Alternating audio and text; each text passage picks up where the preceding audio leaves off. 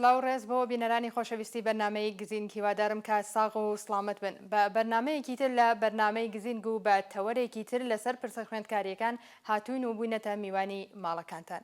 پێش دەستپێکی تەوەری ئەم جارەی بەرنمەکەمان بینەرانی ئازیزی بەرنامەی خوێندکاری گزینگ ئاگادارتان دەکەینەوە کە بەهۆی تەوابوونی ساڵی خوێندن لە ئێران سەرڕای ترمی هاوینی ئێمە وەکو ستافی بەرنامەی گزینگ وامان بە باشترزانی کە پاش ئەم دەمانگە و چل بەرنامە و تاوتوێکردنی بەشێک لە پرسە خوێندکاریەکان و پرسە پەیوەندیدارەکانی نێوان زانستگا و کۆمەلگا بەرنامەی ئەم جارەمان وەکو بەرنامەی کۆتایی ئەڵقەی یەکەمی زەنجیرە بەرنامەکانی گزینگ ئامادە بکەین و هیوادارین لە کاتی نزیک بە دەستپێکی دووبارەی ساڵی خوێندن لە ئێران و لە کۆتاییەکانی هاوینی ئەمساڵ بۆ جارێکی تر و بە زەنجیرەیەکی نوێ لە زەنجیرە بەرنامەکانی گزینگ بێنەوە خزمەتان. ئێستاش و لێرەدا و پاش تەوزیحاتێکی کورد لەسەر تەوەری بەرنامە واتە پەیوەندی نێوان بزوتنەوەی خوێندکاری و بزوتنەوەی کرێکاری لە ئێران و کوردستان درێژە بە ئەڵقەی ئاخری بەرنامەکەمان دەدەین.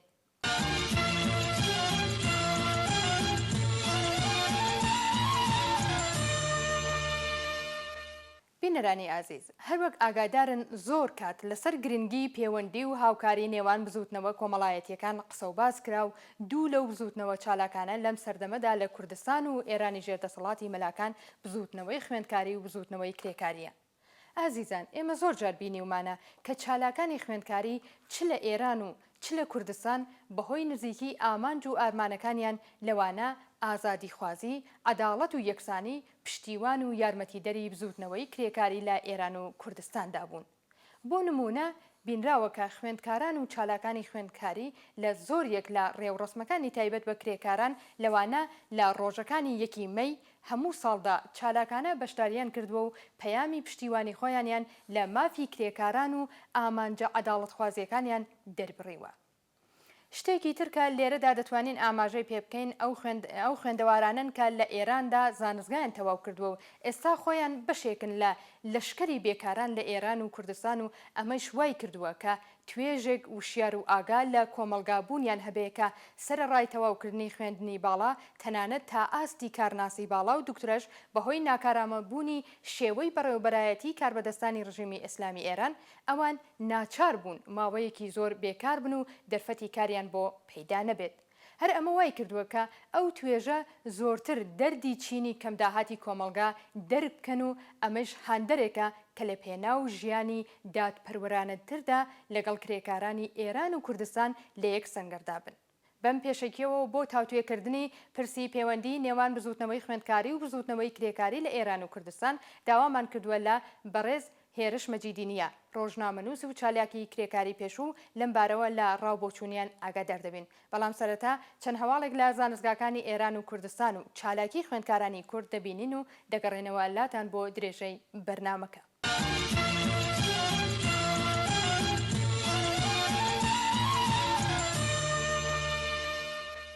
چالاکێکی خوێندکاری کورد لە سنە پاش زۆرتر لە یەک حوتوو کە بانکێشتی ئیدارەی ئیتلاعاتی ڕژیم کراوە تاکو ئێستا چارەنووسی نادیارە. بەپێی هەواڵی گەیشتوو بە ناوەندی هەواڵی ئاسۆی ڕۆژهەڵات چالاکێکی خوێندکاری کورد لە شاری سنە لە چوارشەممەی 26 جۆزەردانەوە بانکێشتی ئیدارەی ئیتلاعاتی ڕژیم لەو شارە کراوە و تاکو ئێستا چارەنووسی نادیارە. بەپێی ئەم هەواڵە کاوە خوسرەوی کوردستانی خوێندکاری کارناسی زانستگای پەیامنووری سنە مامۆستای زمانی کوردی ئەنجومەنی هاوڕێ هەورام لە زانستگا و دەبیری پێشووی ئەنجومەنی کەلتوری کۆمەڵایەتی هاوڕێ هەورام ڕۆژی چوارشەممەی حوتوی ڕابردوو بۆ ئیدارەی ئیتلاعاتی ڕژیم بانکێشت کراوە و تاکو ئێستا هەواڵێکی تر لەو چالاکە خوێندکاریە لەبەردەستدا نییە.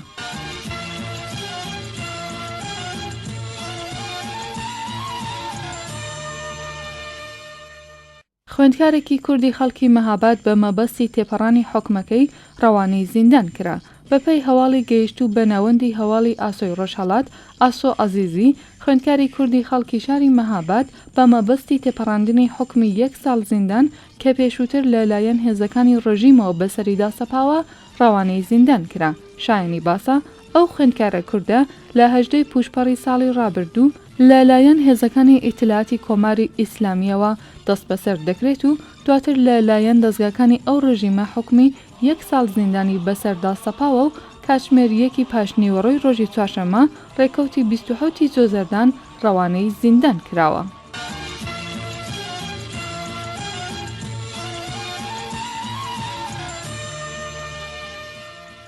ژمارەیەکی بەرچاو لە خوێندکارانی زانکۆی سەناتی ورمێ لە ناڕەزایەتی بەلابردنی شوێنی حەوانەوە بۆ خوێندکاران لە ساڵی خوێندنی داهاتوو کۆبوونەوەی ناڕەزایەتیان وەڕەخست. بەپێی هەواڵەکان ڕۆژی سێشەممە ڕێکەوتی 2 پوشپەڕی 94 هەتاوی ژمارەیەکی بەرچاو لە خوێندکارانی زانکۆی سەنعەتی ورمێ لە ناڕێزایەتی بە لابردنی شوێنی حەوانەوە بۆ ژمارەیەک لە خوێندکاران لە ساڵی خوێندنی داهاتوو هەروەها بەرتەسکردنەوە و بربەست سازکردن بۆ خوێندکارانی ئەو زانکۆیە لەبەر دەم بینای ناوەندی زانکۆی سەنعەتی ورمێ دەستیان داوەتە کۆبوونەوەی ناڕەزایەتی. شایانی باسە لە ماوەی 1 ساڵی ڕابردوو وشارەکان لەلایەن بەرپرسانی زانکۆکانی شارەکانی کوردستان بە شێوەیەکی بەرچاو پەرێسەندووە و هەموو کات بەرپرسان و حراسەتی زانکۆکان هەر جارە و بە بیانوویەک کۆسپولەمپەرێک بۆ خوێندکاران ساز دەکەن.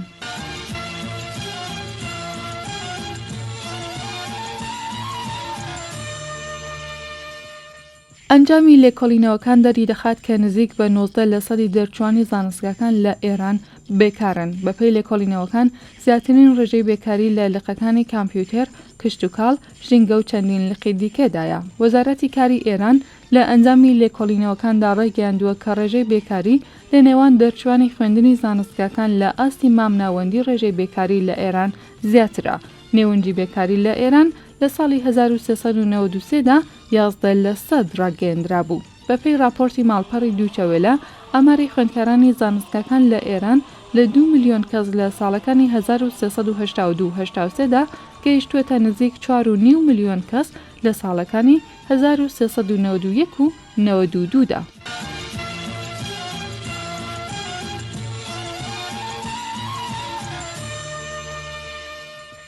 52,000 قوتابی لە پارێزگای سنە تووشی مادە هۆشبەرەکان و شاری سەقزیش 1050 قاچاقچی مادەی هۆشبەری تێدایە. بەپێی هەواڵە بڵاوکراوەکان ئەلی ئەکبەر وەرقامی فەرمانداری شاری سەقز لە کۆڕێکی ناوچەیی ڕێگری لە دیاردەی کیرۆدەبوون بە مادە هۆشبەرەکان کە سەر لە بەیانی یەکشەممە ڕێکەوتی سیویەکی زۆزەردان لە شاری سەقز بەڕێوە چووە ڕایگەاندووە ئێستاکە 1050 قاچاقچی مادە هۆشبەرەکان لە کاری کڕین و فرۆشتن و ڕاگرتن و گواستنەوەی مادە هۆشبەرەکان دەکەن. لە شاری سەقزدا بوونیان هەیە و 110 گیرۆدەبووی مادە سەرکەرەکانی ئەو شارەش کە کارتۆن خەوبوون لە شەقامەکانی ئەو شارە کۆکراونەتەوە. جێگەی باسە ئەو کۆڕەی ڕێگری لە دیاردەی مادە هۆشبەرەکان بە هاوکاری کەمپی تولوعی پاکی، ئەنجومەنی هەمیارانی سلامەدراوان زانە، ئیدارەی بەهزیستی و شوڕای هاواهەنگی دژایەتی لەگەڵ مادەی هۆشبەرەکان لە شاری سەقز بەڕێوە چووە. ئەوە لە کاتێکدایە کە بیکدلی جێگری سپای محەممەد ڕەسوولڵڵا لە شاری سنە لە مانگی ڕەبەندانی ساڵی ڕابردوو ڕایگەاندبوو 45,000 قوتابی 15 تا 19 ساڵە کە تووشی مادە هۆشبەرەکان بوون لە سنە بوونیان هەیە و 52,000 قوتابیش لەو ساڵەدا بۆ یەکەمین جار لە پارێزگای سنە کەڵکیان لە مادە هۆشبەرەکان وەرگرتووە. شایانی باسە هەروەها بەرپرسی گشتی دامەزراوی دژایەتی لەگەڵ مادە هۆشبەرەکان لەم بارەوە ڕایگەاندووە 1% قوتابیانی ئێران تووشی دیاردەی مادە هۆشبەرەکان بوون.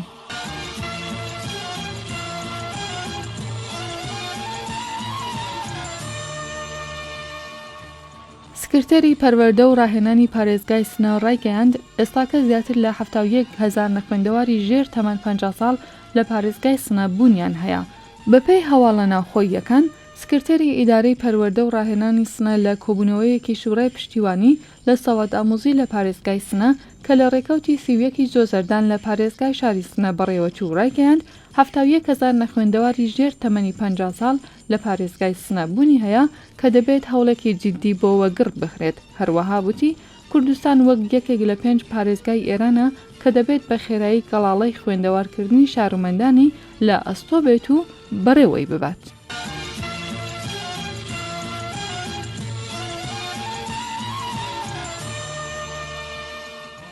چالاکێکی ئەدەبی کورد کتێبخانەی تایبەت بە خۆی کە 400 کتێبی تێدایە بە زانستگای سەقز بەخشی. بەپێی هەواڵە بڵاوکراوەکان حشمەت کامرانی چالاکێکی ئەدەبی کورد و کەسایەتیەکی زانستی دانیشتوی شاری تاران 400 کتێبی کتێبخانە تایبەتەکەی خۆی کە ئەو کتێبانە لەسەر بابەتە جۆراوجۆرەکانی ئەدەبی، کەلتوری و مێژووی نووسراوان بە مەبەستی کەڵگوەرگرتن لەو کتێبانە لەلایەن خوێندکاران و مامۆستایانەوە بە کتێبخانەی زانستگای ئازادی ئیسلامی سەقزی بەخشی. شایانی باسە هەروەها لە ماوەی 1 هەوتوی ڕابردوودا ژمارەی 2730 کتێبی تایبەت بە محەممەد عەبدولی کە سەبارەت بە مێژوو ئەدەبیات و ئێران ناسی نووسراون لەلایەن کانونی خێرخوازانی سازکردنی زانستگاوە بە نرخی 30 میلیۆن تمەن سەندراون و لەلایەن ئەو کانونە خێرخوازیەوە بە زانستگای ئازادی ئیسلامی شاری سەقز بەخشراون.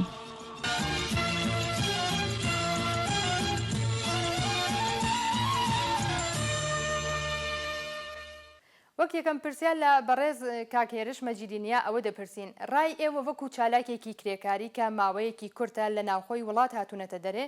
سەبارەت بە پەیوەندی نێوان بزوتنەوە کۆمەڵایەتیەکان بەگشتی و بزوتنەوەی خوێندکاری و بزوتنەوەی کرێکاری بە تایبەتی چییە؟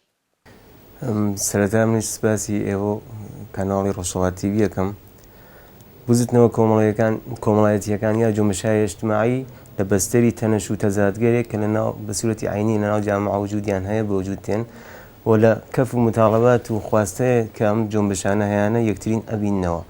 بزوتنەوەی کرێکایی وەکو بزوتنەوەیەکی چینایەتی و تەبەقاتی خاست و متاڵەباتی کە ڕوو بە سیستمێک کە لەو چوارچێوە کارەکە و بزوتنەوەی دانیشتووی وەکو پویاترین بەشی جامعە کە شامڵی بەشی ئیلیت و نۆخبەی جامعاوێ کە لە تەک زانست و خوێندن و ئەمانە سەرۆکاریان هەیە نەهایەتەن وەکو خاستایەکی وەکو عەداڵەتی ئیجتیماعی بەرابەری و خاست و متاڵەباتی یەکترین ئەبیننەوە و فەعالیانی ئەم عەرسانە ئەتوانن پەیوەندیکیان ئۆرگانیکیان پێکەوە بێت ئەوە کە ئەم بزوتنەوە لە چ تاریخێکەوە ئەم ارتباطی هەماهەنگیە بە وجود هاوردووە هەڵەگەڕێتە سەر مەقتەعی قیامی 57 کە فعالینی هەردوو عەرسەکە تێکەڵ لە هەتک عەرسەکە کاریانە یانێ فعالینی کرێکاری وەکو دانیشتوو لە دانشگاکان نەخشی بەرچاویان هەبوو بۆ خواست و متاڵەباتەکانی خۆیانیان بە ئیسلاح بە ڕۆژە کردەوە و لەسەر لەوحەی کار و فعالیەتهای خۆیان ئەنجامیاندا و ئەم ارتباط و پەیوەندیە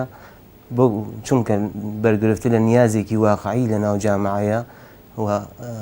خاستەیان ناخواستە پەیوەندێکی ئۆرگانیکیان ئەتوانێت پیا بکەن. هەروەک ئاگادارن خوێندکارانی کول لەم ساڵانەی دوایی زۆر جار بەشداری چالاکانەیان بوو لە ڕۆژی 1 مەی بە جۆرێک کە لە هەندێک شوێن دروشمی ئازادی کرێکاران و خوێندکارانی زیندانی کراودرا. ڕای ئێوە لەسەر ئەو هاوکاری و پشتیوانیانە چییە؟ ئایا دەکرێت بە شێوەیەکی بەرنامە داڕێژرا و هەوڵ بدرێت بۆ دروستکردنی ئەو پەیوەندیانە بە جۆرێک کە ئەو بەشداری و هاوکاریانە کاتی نەبێت؟ واتە کۆمەڵێک لە چالاکانی کرێکاری و خوێندکاری لە پەیوەندی بەردەوامدا بن بۆ پەرەپێدان بۆ چالاکیەکانیان؟ بۆ ئەو پەیوەندی و چالاکیانە کە ئەو خاست و متاڵەبات و شوعارانە لەسەر لەوحەی کارەکانیان قەرارگرتووە فرەتر دەلیلی ئەسلیەکەی بە نەزەر من هەڵەگرێتە سەر خەفەقان و سانسەر و سیستمێکی تۆتالیتەر کە لە جامعە حاکمە و لە نەتیجە لە نەبوودی فعالیەتی ئازادانەی ئەحزابی سیاسی ئەو ئەرک و مەسئولیەتە کەوتوتە سەر جۆنبەشی دانیشتووی کە خاستە سنفی و بەسڵام متاڵەباتیەکانی خۆی فەراتر لەو نیازە ببینێتەوە و لەو چوارچێوە کار بکە و بزوتنەوەی کرێکاری ئەبێت ئەهداف و دوورنەمای مشتەرەکی فعالیەتەکانی خۆی لە دەک جۆنبەشی دانیشتوویە تعریف بکە و لە بەستەرێکی عینی و واقعیدا دانیشتنەمانە پەیوەندێکی ئۆرگانیک و سازمان یافتەیان یا فعالینی هەردوو عەرسەکە پێکەوە بێ و بە خۆشبەختانە لە ساڵی 83 بەرەوامداوە کە بەرایەندێکی فعالیەتی تودەیی لە ناو جۆنبەشی کرێکاری و لە ساڵی 86 بەرەوامداوە لە ناو جۆنبەش دانیشتوویە پێکەوە بوو عەمەڵەن فعالینی ئەم دوو عەرسەیە پێکەوە پەیوەندە یعنی خاست و نیازهایەکی مشتەرێکیان هەبوو کە پێکەوە لەو عەرسە فعالیەتیان بوو و لە مەراسماتی مشتەرک وەکو 16 ئازار کە ڕۆژی دانیشتووە وەکو 1 مەی کە ڕۆژی جیهانی کرێکارە ئەم دوو فعالینە ئەم عەرسە لە سەتحێکی ئیجتیماعی وەسیعەوە پێکەوە فعالیەتیان بوو. ئەگەر پێگیر بوو بێتن بینیوتانە کە لە نێو بزوتنەوەی خوێندکاری لە ئێراندا و لە نێو بەشێک لە چالاکانی خوێندکاری کوردیشدا گوتارێکی دادپەروەرانە و ئازادی خوازانەی زاڵ و توێژێکی بەهێز لە خوێندکاران لە ئێران لە چوارچێوەی خوێندکارانی ئازادی خواز و بەرابەری تەڵەبدا کۆبوونەوە و بە دەرکردنی مانگنامەی خوێندکاری و وەڕێخستنی کۆبوونەوەی گەورە لەوانە لە سەرماوەزی ساڵی 86 هەتاویدا لە تاران بەهێزبوونی گوتاری چەپیان لە نێو خوێندکاراندا لە ئێران و تەنانەت کوردستانیشدا نیشاندا و هەر ئەو کات ڕژیمی ئیسلامی زۆرتر لە 60 کەس لەو خوێندکارانەی دەست بەسەر کرد و حکمی زیندانی بەسەر بەشێکیاندا سەپاند. بە لە بەرچاوگرتنی ئەو ئەزمونانە هەڵسەنگاندنی بەڕێزتان سەبارەت بەو پرسە واتە گوتاری چەپ لە نێو خوێندکاراندا چییە؟ بۆ جوابدانەوە بم پرسیارم نەبێ بەکراندێک بە پیشزەمینەی شرایطی ناو دانیشگاکان یعنی لە ساڵی دو ساڵ دوای شکستی قیامی 57 لە ساڵی 59 شۆرایەک دروست بوو بە تحتی نەزارەتی ڕژیمی تازە بە سەڵاتگەشتووی کۆماری ئیسلامی بەناو شۆرای پاکسازی نیروهای ئینسانی و لە قاڵبی ئینقلابی فەرهەنگیە دەستیان کرد بە پاکزۆدایی و سڕینەوەی فعالینی عرسەهای فعالیەتی اجتماعی و فعالینی چەپ و سوسیالیست و بەرابەری خواز لە ژنان و پیاوان و بیگرا بە حاکمکردنی فەزایەکی میلیتاریستی بەسەر دانیشگاکان تا ئەم دوایانە کە ئەم بەشێک لە نەسلی جوان و نەسلی نوێ لەناو دانیشگاکان شڕۆعیان کرد بە خۆسازماندانەوە و زاڵکردنی دیسکۆرس و گفتمانی چەپ لەناو بزوتنەوەی دانیشتوویە و لە سەتحی بووکایەتر حاکمیەتی جمهوری ئیسلامی ئەحساسی هەراسی کرد و لە سەتحی وەسیعات دەستی کرد بە دەستگیری و بەسڵاح محکومکردن و حکمدان بەسەر ئەم فعالینانە و ئەم فعالیەتە تەنیا لە سەتحی شتا دانیشگای تاران و دانیشگا گەورەکان و لە شارەکانی ئازەربایجان لە کوردستانە ئەم فعالیەتەشتی وەکو گاهنامە وەکو نەشریات وەکو پەیوەندێکی سازمان یافتە لەبێن فعالینە مەرسایان لە اعترازات و بەسڵاح ناڕەزایەتی جەماوەریەکان ئەم فعالیەتە شتی بوو بەسڵان نەمودێکی عینی پیا بکرد و ئەم گوتار و ئەم گفتمانە توانی نمایندەگەیەکی عینی پیا بکە یانێ وەکو سخەنگ و وەکو چێهرەها و کارکتەرهایەکی شناخته شده لە سەتحێکی نەتەنیا ئێران لە سەتحی جیهاندا یانێ اعترازاتی ئەگەر فعالێکی دانیشتووی دەستگیرە بوو بۆ بەیانیەکە لەبەر دانیشگاکانە دانیشتوەکان